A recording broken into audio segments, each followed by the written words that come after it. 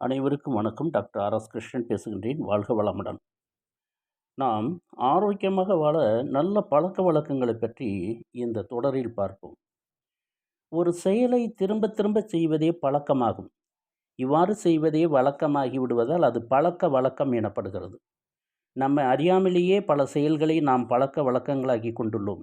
அவை சரியானது தானா என்று நாம் யோசிக்க வேண்டும். தீய பழக்க வழக்கங்களால் விளையும் தீமைகளை பற்றியும் யோசித்து அவற்றை போக்கிக் கொள்ள வேண்டும்.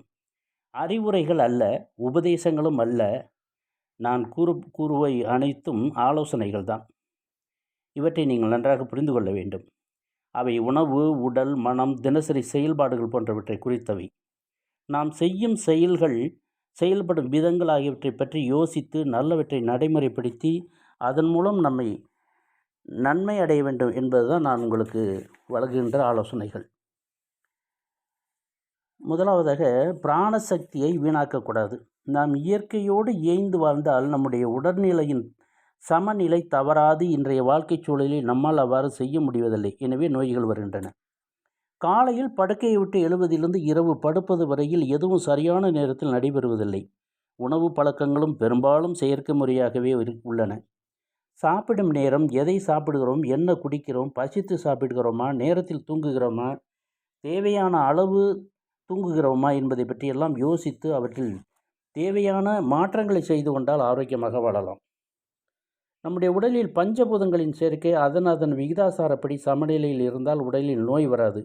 அவை மாறுவதால் நோய் வருகிறது. நம்முடைய உடலை இயக்குவது உயிர். இது இயங்கும் சக்தியாக வேலை செய்யும்போது பிராணன் எனப்படுகிறது. பிராணசக்தி உடலில் எங்கும் நிறைந்திருந்தாலும் அது நம்முடைய நரம்புகளின் வழியாகவே வேலை செய்கிறது.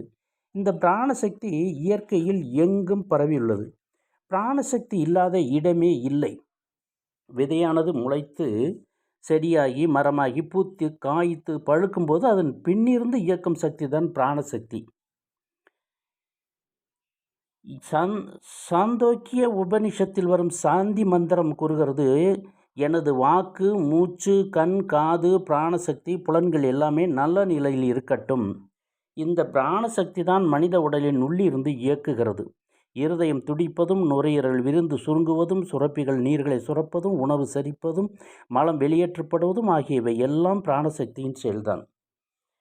பிராணனே உடலை நடத்துகிறது. உடலுக்கும் உள்ளத்திற்கும் அதுவே வலிமையையும் சக்தியையும் அளிக்கிறது. பிராணனே உயிர் மூச்சுக்கும் ஆதாரமானது. நாம் இன்னும் பிராணசக்தியை பற்றி நாளைய தொடரில் மீண்டும் பார்ப்போம். எனது கிருஷ்ணன் லைஃப் ஸ்டைல் சேனலை சப்ஸ்கிரைப் செய்து லைக் கொடுங்கள். அனைவருக்கும் நன்றி, வணக்கம்.